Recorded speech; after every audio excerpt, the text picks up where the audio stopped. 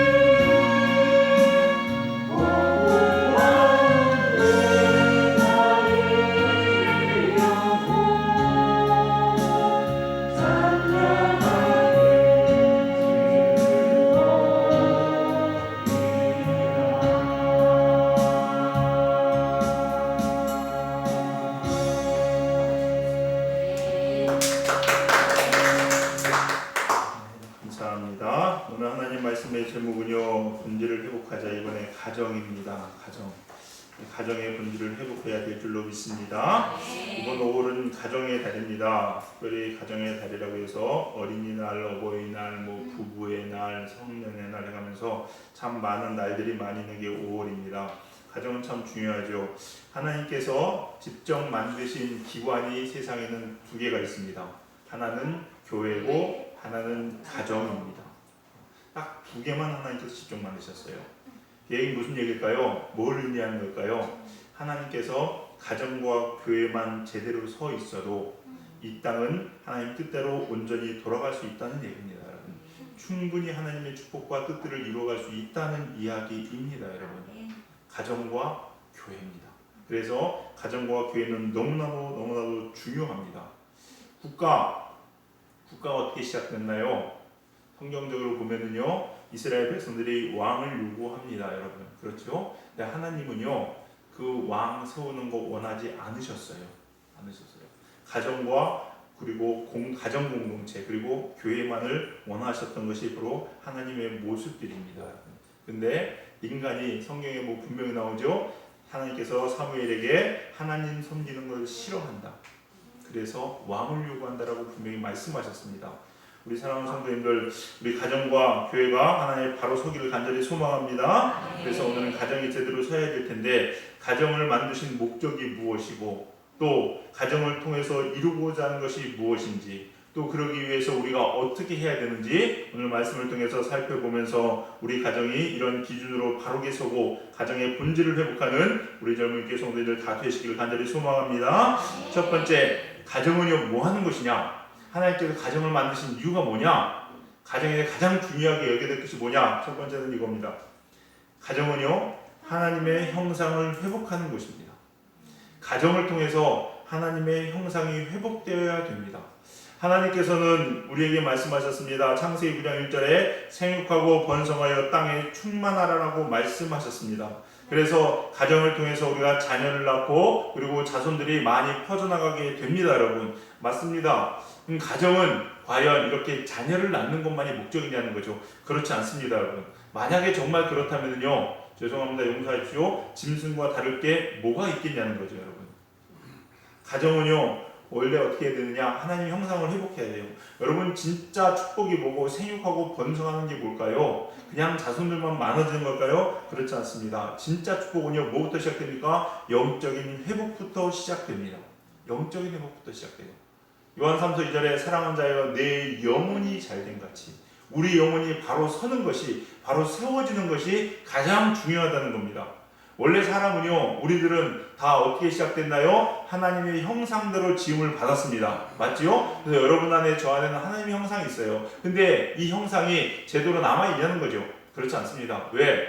아담과 하와부터 시작해서 죄를 졌어요. 죄가 들어오면서 우리 안에 하나님의 형상들이 어떻게 되냐? 파괴되기 시작했습니다. 사랑해야 되는데 사랑하지 못합니다. 미워합니다. 시기 질투하고 서로 빼앗고 이런 악한 거짓의 영들이 자꾸 들어오면서요 우리 안에 있는 하나님의 형상들이 어떻게 됐다? 파괴되었다는 거예요. 여러분 파괴되었다는. 근데 이걸 회복해야 되는데 회복하는 곳이 어디입니까? 가정입니다. 여러분 가정이에요. 물론 사람들이 얘기합니다. 그건 교회에서 해야 되는 거 아닌가요? 틀린 말은 아닙니다. 그러나 엄격하게 얘기하면요 첫 번째는 가정에 있습니다. 교회의 첫 번째 목적은 뭔가요? 그러면요 교회는요 예배하는 곳입니다. 하나님의 형상을 회복하는 하나님의 사람들이 모여서 뭐 하는 것이야? 예배하는 것이 바로 교회입니다. 물론 교회에서도 하나님 말씀으로 우리를 회복시키고 살려야 되죠, 여러분. 그러나 그거는요 첫 번째가 아닙니다, 여러분. 성경 한번 쭉 읽어보세요, 여러분. 예수님께서 물론 회당에서 가르치기도 하셨지만은 구약부터 신약에까지 계속 나오는 게 뭐냐? 자녀들을 양육하는 건 누구에게 있습니까? 부모에게 있습니다. 부모들아 주의 교훈과 훈계로 양육하라고 성경은 분명히 이야기합니다. 제사장이 가르치라고 얘기하지 않습니다. 신명기에서도 뭐라고 합니까? 가정에서 계속해서 그걸 가르치라고 얘기합니다. 여러분 뭐냐? 책임이 어디에 있어요? 가정에 있어요. 가정에. 그래서 가정은요 하나님의 형상을 회복해야 되는 것이고 이렇게 회복된 사람들이 모여서 예배하는 것이 교회가 돼야 됩니다. 근데 이게 안 되는 거예요. 가정이 깨어지고 가정에서 하나님의 형상을 회복하는 교육이 일어나지 않으니까 교회의 선교지가 어디입니까? 가정이 되는 거예요. 뭔가 좀 바뀌었죠, 여러분.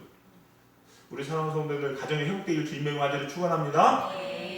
성경을 보시다 보면요, 마태복음에 이런 말씀이 있습니다. 마태복음 19장 6절입니다. 우리 같이 한번 읽어볼까요? 같이 읽겠습니다. 시작. 그런즉 이제 둘이 아니요 한 몸이니 그러므로 하나님이 짝지어 주신 것을 사람이 나누지 못할지니라 하시니. 예수님은 왜 이런 말씀을 하셨을까요? 쭉 보니까 살다 보니까 어떤 사람들은 정말로 저렇게 사느니 그냥 헤어지는 게 훨씬 더 나을 것 같고, 실제로 갈라서도 잘 먹고 잘 사는 사람들이 있는데, 왜 예수님은 절대 하나님이 짝져준 것을 나누지 못할 거라고 이야기하실까요, 여러분? 이 이야기를 하자 거기에 있던 사람들이, 유대인들이, 바리새인들이 물어봅니다. 19장 7절 말씀이 뭐냐면요, 예수님, 랍비요, 모세는 이혼 증서를 써서 이혼하게 해주라고 했습니다 라고 이야기합니다. 예수님도 대답을 하시죠, 여러분요.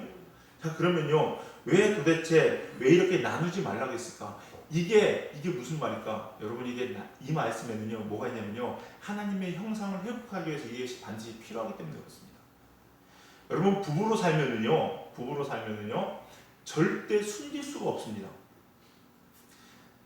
제가 아무리 친한 친구에게도 혹은 부모라도 나의 모습을 숨길 수 있어요. 아닌 것처럼 할 수 있습니다, 여러분. 그러나 부부지간에는 이게 안 됩니다. 부부지간에는요, 그 사람의 모습이 다 드러납니다. 진짜 모습까지 다 드러납니다. 심지어 나도 모르고 있었던 내 안에 내재되어 있던 화나 분이라든지 이 악한 감정까지도 부부지간에는 드러납니다, 여러분. 저도 놀랐어요. 저도 드러나더라고요, 여러분. 저는 그런 게 없는 줄 알았거든요. 제가 어제 말씀드렸죠, 여러분. 너무나 화나니까 결혼하고 한 6개월 됐는데요, 새벽 2시에 집사람하고 싸우는데요, 이게 막 제가 생각해도 제가 아니더라고요. 눈이 돌아가면서요, 너무나 새벽 2시에 소리를 버럭 지르면서 제가 문짝을 부시고 나갔잖아요. 저 안에 그런 모습이 있더라고요. 부부지간에는 감추지 못합니다, 여러분. 그러면은요, 살지 말아야지. 그건가요? 아니에요. 하나님께서 왜 그걸 허락하실까요? 왜 허락하실까요? 그런데 이혼하지 말래요. 살아야 돼요. 여러분, 살려면 둘 중에 하나입니다. 이혼하지 않으면 살려면 어떻게 되는지 아십니까? 무엇 하는 깨지고 부서져야 됩니다, 여러분. 그래 맞춰줘야 돼요, 여러분. 그래야 살 수 있습니다. 그렇지 않으면요, 지옥이 따로 없습니다. 근데 예수님께서 절대 나누지 말래요. 그럼 어떻게 해야 될까요? 맞춰야 돼요. 내가 부서져야 돼요. 뭡니까? 내 안에 있는 분, 화, 미움 이런 것들이 다 깨지고 부서져야 돼요. 그러면서 어떻게 됩니까? 하나님의 형상대로 우리는 회복되는 거예요. 사랑을 배우게 되는 겁니다. 정말로 원수 같은 사람 사랑하게 되는 거고요. 정말로 미운 사람이요, 내가 주님의 마음을 품을 수 있는 날이 옵니다. 그 과정을 거치셔야 된다는 거예요. 근데 요즘 어떻습니까? 툭하면 조금만 있으면 못 살아, 나가잖아요. 이걸 예수님께서 뭐라고 말씀하신지 아십니까?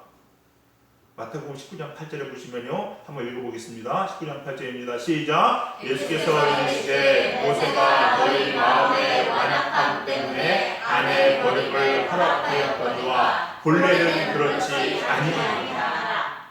묻지요. 모세는 이혼 증서 써서 이혼하라고 얘기했는데요, 근데 예수님께서 뭐라고 말씀하세요? 정확하게 말씀하십니다. 너희 완악함 때문에 그걸 허락한 것이 원래 그게 뜻이 아니래요. 하나님께서 원하는 거 아니랍니다. 근데 이 완악함을 제가 찾아봤더니 헬라어로 스콜로 카드리아라는 단어인데, 이게 뭔지 아십니까? 말라붙은 마음, 다른 의미로 회복하기를 거부하는 마음이래요. 회복하기 거부하는 마음. 무슨 얘기입니까? 부부지간에 문제가 있어서 싸움이 일어납니다. 그런데 그 가운데 어떻게 하라고요? 하나님의 형상을 회복하라고요. 어떻게 해서든지 무너지고 깨지고 해가지고 서로 사랑하는 마음으로 바뀌어 가라고요. 근데 완악한 마음이 뭐예요? 그거 하기 싫은 마음이에요. 하나님의 형상대로 회복하기 싫으니까 나는 내가 부서지고 깨지는 게 싫어. 그러니 너랑 안 살아. 이렇게 헤어지는 거예요, 여러분. 이게 뭐예요? 이게 죄라는 거예요, 여러분. 이게 죄라는 겁니다. 그래서 모세가 그렇게 써줬을 뿐이지 절대 아니라는 겁니다. 우리 사랑하는 성도님들, 가정에서 여러분 회복하셔야 됩니다. 하나님의 형상 회복하셔야 됩니다. 가정에서 회복 못하면요, 분명히 말씀드립니다. 절대 회복할 수 없습니다, 여러분. 교회에서는요, 죽는 날까지 가면 쓰고 살 수 있습니다, 여러분. 충분히 가능합니다, 여러분. 가정에서 부부지간은 안 돼요. 부모와 자식 간에도 가면 쓸 수 있습니다, 어느 정도는. 부부지간은 안 됩니다. 그러기에 여러분 꼭 우리 가정에서 하나님의 형상을 회복하시기 바랍니다. 아프죠, 여러분? 깨어지는 게 힘들죠, 여러분. 그러나 하셔야 돼요. 왜? 이게 하나님의 뜻이기 때문에 순종하셔야 됩니다.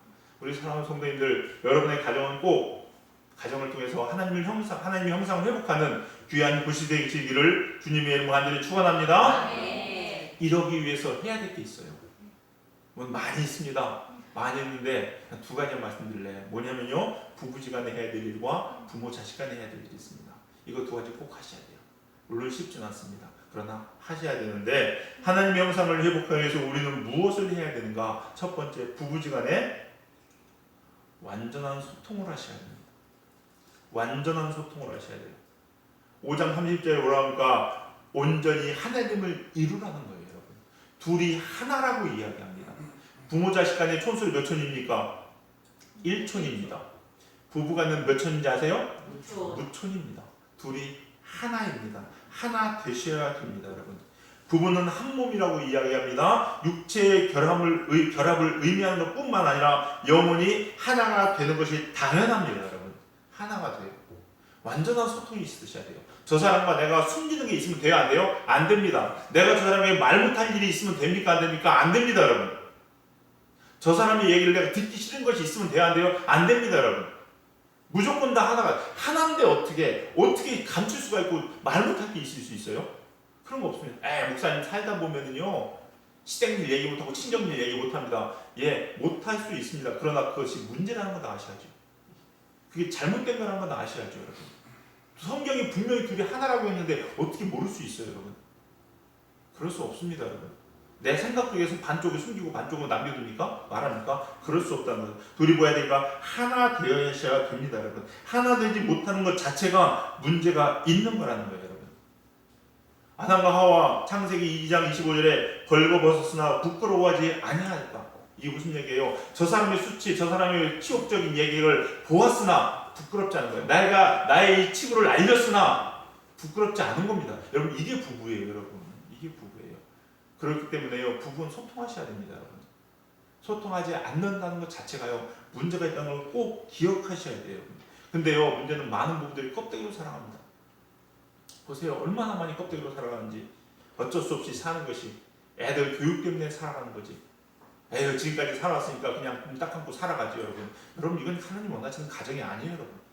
가정이 아닙니다. 문제가 있는 거예요, 여러분. 하나님은 회복되기 원하시고 하나 되기 원하시는 거예요, 여러분. 그리고요, 소통하기 위해서는 싸워야 되면 싸우셔야 됩니다. 잘못됐는데 그냥 둡니까, 여러분? 내 몸이 하나인데 내 팔이 썩어가는데 이쪽 팔이 그냥 둡니까? 그럴 수 없어요, 여러분. 하나님의 형상을 회복하기 싫어하는 모습을요, 우리는 냅둘 수 없다는 겁니다, 여러분. 이게 바로 마음의 완악함인 거예요. 우리 사랑하는 성도님들, 소통하시길 주님으로 간절히 축원합니다. 근데요, 소통이 왜 안 될까요, 여러분? 왜 부부간의 연합이 왜 안 될까요, 여러분? 왠지 아십니까? 부부간에 숨김 있는 것, 혹 말 못한 일이 있다는 것 자체가 문제라는 거죠. 말 못할 일이 있는 만큼 하나 되지 못하는 거라고 꼭 기억하시기 바랍니다. 하나 되셔야 됩니다. 근데 부부간에 연합이 안 되는 이유는 왜 그런지 아십니까? 왜냐면요, 내가 먼저 하나님과 연합되지 못하기 때문에 그래요. 내가 먼저 성령님과 연합되지 못하기 때문에 그렇습니다, 여러분. 만약에 내가 온전히 성령님과 연합돼가지고 내 안에 성령님이 계시잖아요. 그러면 부부간의 연합이 안 이루어질 수가 없습니다. 왜 그런지 아세요? 내 안에 계신 성령님은 부부간의 연합하라고 계속 말씀하시거든요. 그래서 하나님의 형상을 회복하라고 계속해서 말씀하십니다, 여러분. 근데 그걸 참고 견딥니까? 여러분, 성령이 일하시면 견디지 못합니다, 여러분. 근데 내가 예수님 잘 믿는다고, 나 신앙 좋다고 이야기하지만 실은요, 계속해서 부부간의 연합을 이루지 않아요, 여러분. 이거는요, 문제가 있는 겁니다, 여러분. 잠시 한번 점검해 보셔야 돼요. 이 연합의 단계를 보시면요, 먼저 누가 연합합니까? 나와 성령님이 연합합니다. 이 내용은 이스라엘 선교사에 계신 차성우 선교사님이 설교하신 부분을 제가 보면서 제가 동일하게 가지고 온 거예요, 여러분. 보면요, 먼저 누가 하냐? 나와 성령님이 연합을 합니다. 완전히 연합이 돼요. 그러면 내가 진짜 성령님과 연합하면요, 그때는 그 다음으로 부부간에 연합하게 만드십니다, 성령님이. 내버려 두질 않으세요. 내 남편이 잘못된 거 그냥 둔다고요? 이건 성령님 아닙니다, 여러분. 내 자녀들이 잘못되는 걸 그냥 둔다고요? 이건 성령님 아니시죠, 여러분. 성령님과 연합한 사람은 반드시 부부간의 연합을 이룹니다. 그 다음은 뭘까요? 그 다음은요, 부모와 자녀 간의 연합이 이루어집니다. 여러분 보세요, 여러분. 우리나라 얼마나 많이 문제가 많냐는 거 보시면요, 부모와 자녀 간이 따로 놉니다. 부모는 부모고 자녀는 자녀고. 가정이 아니죠, 여러분. 가정이 아니에요. 이런 일들이 일어나요, 여러분. 실제로. 청소년들 가출 원인, 통계청에 보니까 2018년도 청소년들 가출 원인의 70%가 뭔지 아십니까? 가정 불화입니다. 소통이 안 되는 거예요, 여러분. 소통이. 왜 애들이 탈선하나요? 왜 애들이 부모와 더 이상 얘기하기 싫어하나요, 여러분? 연합이 안 되는 거예요. 연합이 안 되는 거예요. 뭐가 문제가 있는 거죠, 여러분. 또 이렇게 자녀와 가정이 연합되지 못하면요, 교회에 연합되지 못합니다, 여러분. 교회가 정말로 여러분, 우리가 맨날 기도하죠. 항상 교회 부흥을 위해서 기도해달라고 얘기하고 교회를 위해서 기도하려면 열심히 아멘 합니다, 여러분. 근데 가만히 보세요. 제가 보면요, 너무나 많이 보는데요, 교회 열심히 다니다가 부부간에 이혼합니다. 그 사람도 교회 다시 못 옵니다, 여러분. 다 떠납니다, 여러분. 창피해서 못 나오겠다는 거예요, 여러분. 여러분, 그래서요, 진짜 교회 안에 축복이 받기 원하고 연합되기 원하시면요, 부부간에 가정간에 연합이 있으셔야 돼요, 여러분. 그래서 부부간에 꼭 소통하시기 바랍니다. 숨기지 마세요, 여러분. 숨기는 게 있으면 절대 안 돼요, 여러분. 치부가 치부로 느껴지면 문제가 있는 겁니다, 여러분. 그러시면 안 돼요. 우리 사랑하는 꼭 연합하시길 주님의 이름으로 간절히 축원합니다. 코로나 때문에 요즘 집 안에 있는 시간이 많아지죠? 많아져요. 그럼 뭐 하십니까? 기회 아니에요, 기회? 가정이 연합할 수 있는 기회 아닌가요, 여러분? 연합하셔야 돼요. 신문 기사 보니까요, 일본 사람들이 요즘 이혼이 줄 섰대요. 왜 그러냐고 했더니 코로나 때문에 직장 못 나가니까요, 남편들이 집에 있으면서 있잖아요, 문제가 발생하는 거예요. 그게 뭐냐면요, 다 껍데기로 사는 거예요, 여러분. 그러다 실제 드러나 보니까요, 이게 문제가 심각한 거죠, 여러분. 다시 한번 주님의 이름으로 간절히 부탁드립니다. 부부간에 숨김없이 소통하시기 바랍니다. 숨김없이. 이게 시작이에요, 이게 시작, 여러분.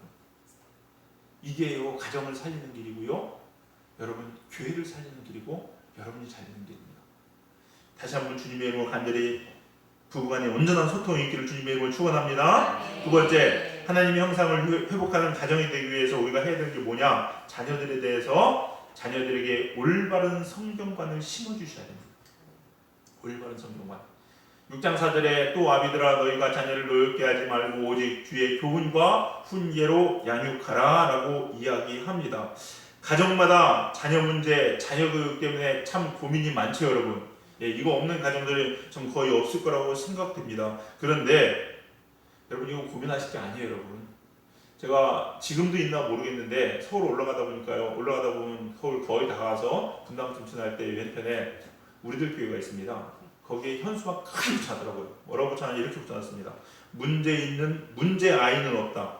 문제 부모가 있을 뿐이다. 이렇게 써놨는데 그걸 딱 보면서요, 지금도 있나 없나 모르겠습니다. 옛날에 봐서. 근데 저는 거기에 100% 공감합니다. 100% 공감합니다. 아이들이 문제가 아니고요, 부모가 문제입니다, 여러분. 모든 동물은요, 태어나면서부터 본능적인 생존력을 가지고 있습니다. 그래서 시골에서 보면요, 이 송아지 낳고 돼지 낳고 하잖아요. 돼지를 낳아도요, 참 기가 막히게 태어나자마자 가르쳐 주지 않는데 어미젖을 물 찾아서 뭅니다.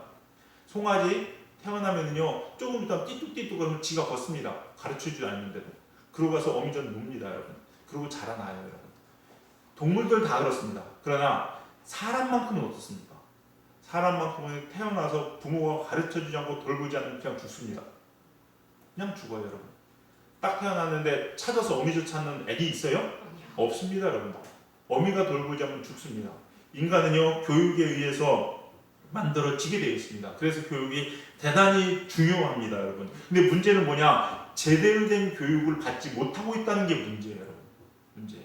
제대로 된 교육을 받지 못하고 있습니다.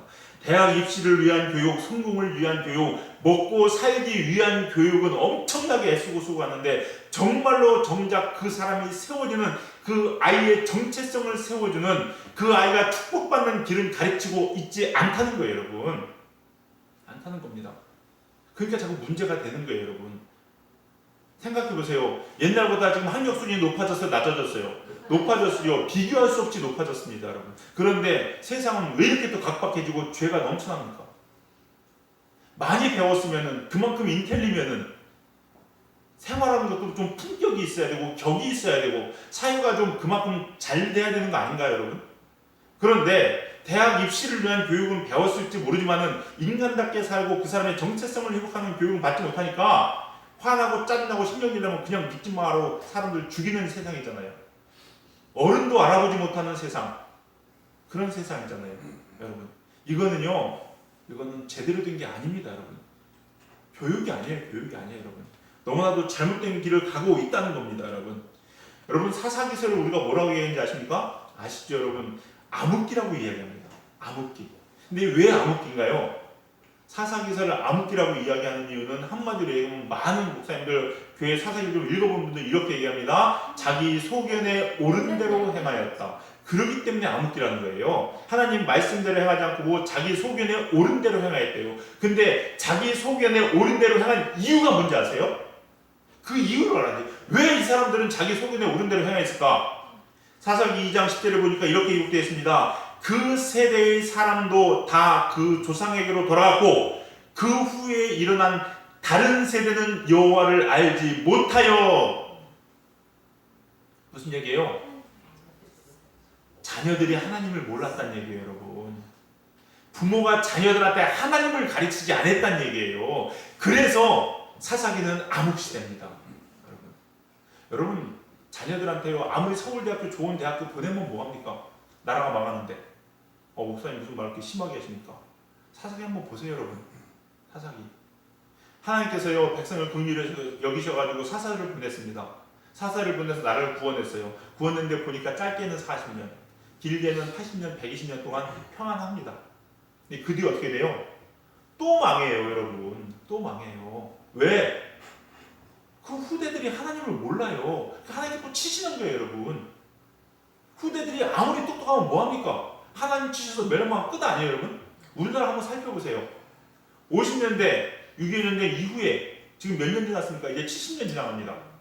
근데 사사기 때 제가 가만히 보니까 사사기 때는 똑같아요.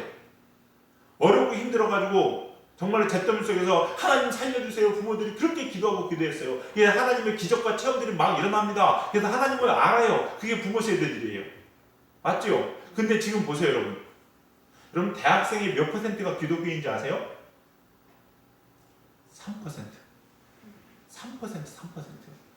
근데요, 그 3% 중에서 내가 크리스찬이라고 기독교인이라고 내가 예수님을 사랑한다고 고백하는 사람은요, 그 3% 중에서 15%밖에 안 돼요. 우리나라가 하나님을 아는 세대인가요? 이제 70년 지나갑니다. 사사기대로 빗대면요, 이제 80년 됩니다, 여러분. 길어야 120년이거든요. 마흔날 멀지 않았어요. 이게 정말로 자녀를 위하는 우리들의 모습인가요? 우리 자녀를 죽이는 거 아니냐는 거예요, 여러분. 서울대학교 보내면 뭐합니까? 하나님 이 나라 치시면 끝나는데. 정말로 우리들 자녀들을, 여러분이 정말 자녀를 사랑하신다면요, 하나님 말씀대로 양육하셔야 되고요, 하나님 말씀을 가르쳐서 내가 누구인지, 내가 어떤 사람인지, 나의 정체성, 내 삶의 존재의 목적을 분명히 가르쳐 줄 수 있는 여러분이 되셔야 됩니다, 여러분. 그게 정말 자녀 사랑하는 거예요, 여러분. 그게 가정을 세우는 겁니다, 여러분. 잠언 22장 6절에 마땅히 행할 길을 아이에게 가르치라. 그리하면 늙어서도 그 길을 떠나지 아니하리라. 돌아오게 되어 있습니다. 우리 사랑하는 성도님들, 하나님 말씀으로 여러분 주의 자녀들을 양육하시는 여러분 되시기 바랍니다. 근데 문제는 뭔지 아세요, 여러분? 내가 양육하고 싶은데요, 양육할 줄 몰라요. 왜? 내가 하나님을 알아야지. 안 그래요?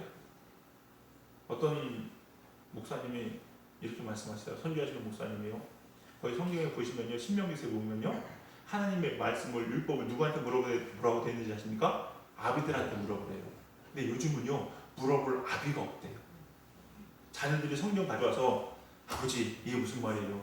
하나님의 뜻이 뭐예요? 물어보면요, 야씨 몰라. 안 가르쳐줘요. 안 가르쳐주는 게 아니고 못 가르쳐줍니다, 여러분. 가르쳐줄 수 있는 아비들이 없어요, 여러분. 그러니 자녀가 뭘 배우겠냐고요. 요즘 자녀들 보면요, 되게 안타까운 게 뭔지 아십니까? 교육학자들이, 특히 크리스찬 교육학자들이요, 이구동성을 하는 얘기가요, 요즘 시대의 아이들은 너무나 안 됐대요. 이유가 뭔지 아세요? 롤모델이 없어요. 롤모델이 없어요. 멘토가 없다고 이야기합니다. 멘토가 없어요. 보고 배울 만한 본이 되는 사람이 없어요. 가정에서 내가 아버지를 보고 배워야 되거든요. 어머니를 보고 배워야 되는데요. 결정적인 순간에 아버지를 보니까 교회가 아니라 세상을 선택하더라는 겁니다. 결정적인 순간에 기도하기보다는 세상적인 방법을 찾아가더라는 거예요.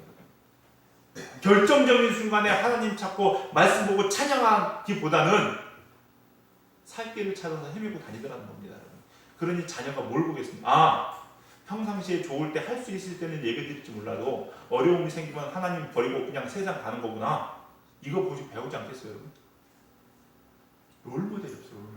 그래서 자녀들이 망가지는 겁니다. 자녀 교육은요, 삶으로 자녀 교육을 가르치는 거예요. 말이 아니죠. 입이 아니죠, 여러분. 제가 우스갯소리로 개 얘기도 바다에 있는 개 있잖아요. 부모가 어떻게 하면 옆으로 가면서 앞으로 가라고 계속 얘기해요. 앞으로 가! 지는 옆으로 가면서.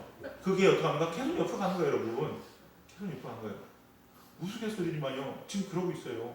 부모들이요, 하나님 말씀대로 살지 못하면서 자녀들한테 이렇게 살라고 얘기하니 자녀가 듣겠습니까? 안 들어요, 여러분. 안 들어요.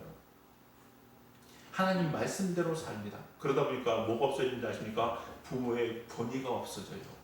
부모가 부모답지 못합니다. 아이들이 부모에게 권위를 심어주지 않습니다. 실어주지 않습니다, 여러분.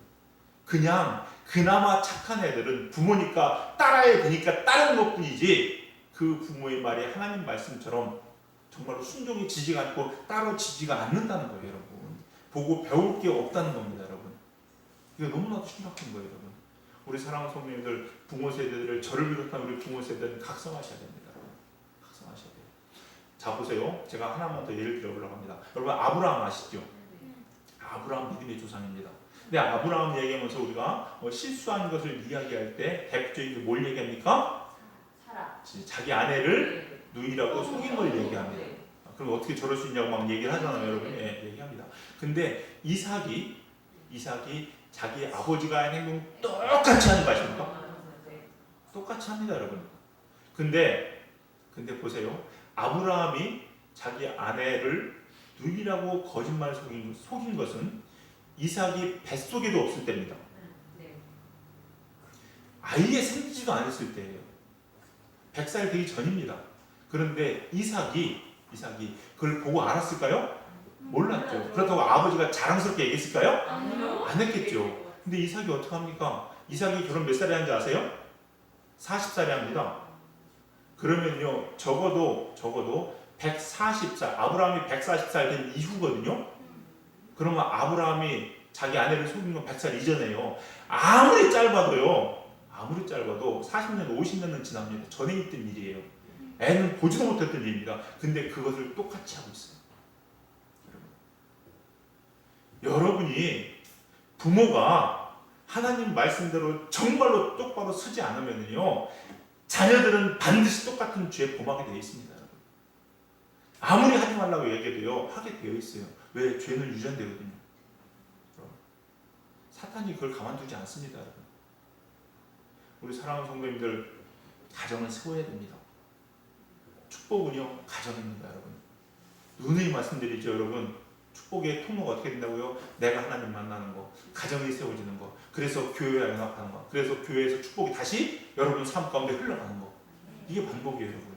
근데 여러분 가정이 무너지면 안 되잖아요, 여러분. 가정에서 하나님 형상 회복하셔야 됩니다. 하나님 형상 회복하셔야 돼요. 자녀들 취업 좀 못하고 공부 좀 못하는 거 중요하지 않습니다, 여러분. 중요하지 않아요, 여러분. 요즘 교육 그거 잘해서 뭐합니까? 진화론 가르치는 거, 진화론 딸딸딸 외워서 뭐 할 거예요, 여러분? 아무 쓸데없이 소용없는 거. 하나님 말씀에 정면으로 배반되는 거. 배워서 뭐 하냐고요, 여러분? 안 그래요? 요즘 유치원부터 젠더 가르친다며요. 그거 배워서 뭐 하냐고. 안 배우는 게 낫습니다, 여러분.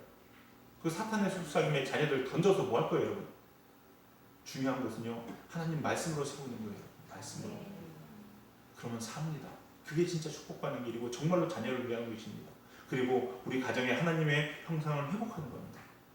우리 사랑하는 성도님들, 저와 저의 가정 또한 마찬가지입니다. 저도 말씀을 준비하면서요, 아주 무거운 책임감을 가집니다. 부모로서 내 자녀들한테 부끄럽지 않게 살아야지. 저도 마찬가지고 여러분도 마찬가지고 우리 하나님 형상을 꼭 회복하는 우리 모든 성도님들 가정 되길 바랍니다. 자녀는요, 하나님께서 우리에게 주신 선물인 동시에 자녀들을 반드시 가르쳐 세워야 하는 우리들의 책임입니다. 하나님은 반드시 주님 앞에 갔을 때 이거에 대한 질문을 하실 겁니다. 이때 하나님 앞에 부끄러움 없이 설 수 있는 저와 여러분이 되시기를 주님의 이름으로 간절히 축원합니다. 우리 함께 이 시간 기도했으면 좋겠습니다. 우리 기도합시다. 우리 가정은요, 다른 사람이 아닌 부모들이 망가뜨린 겁니다. 하나님 용서하여 주시옵소서. 우리 가정에 하나님의 형상을 회복하지 못했던 나의 모습들, 하나님 말씀대로 내 자녀를 양육하지 못했던 나의 모습들, 이 시간 회개하시기 바랍니다. 그리고 하나님께 기도합시다. 하나님, 이제 우리 가정을 통하여 나를 비롯한 우리 가족은 모두가 하나님의 형상을 회복하기 원합니다. 우리 가정이 이렇게 하나님의 형상을 회복하는 가정 될 수 있도록 주님 붙잡아 주시옵소서. 우리 시간 나같이 주여 한번 부르고 통성으로 기도합니다. 주여! 하늘에 사랑하며 풍성하신 아버지 주님 감사합니다. 오늘 귀한 생명의 말씀을 허락하셨사오니 하나님 이 말씀 우리 영혼에 새기게 하여 주시옵소서. 하나님 우리가 허락하신 이 귀한 가정을 통하여서 아버지 하나님의 영상을 회복하는 귀한 가정 될 수 있도록 인도하여 주시옵소서. 죄악으로 무너졌던 우리들의 모습들이 아버지 이 가정을 통하여 회복된 역사를 하게 도와주시옵시고, 그래서 부부 간에 부모와 자녀들 간에 온전한 하나님의 귀한 아버지 축복을 가정 될 수 있도록 하나님 도우시고 인도하여 주시옵소서. 그동안 저희들 그렇게 하지 않으심을 고백합니다. 잘못된 것을 아버지 우리의 마음을 아버지 쫓아 살았음을 고백합니다.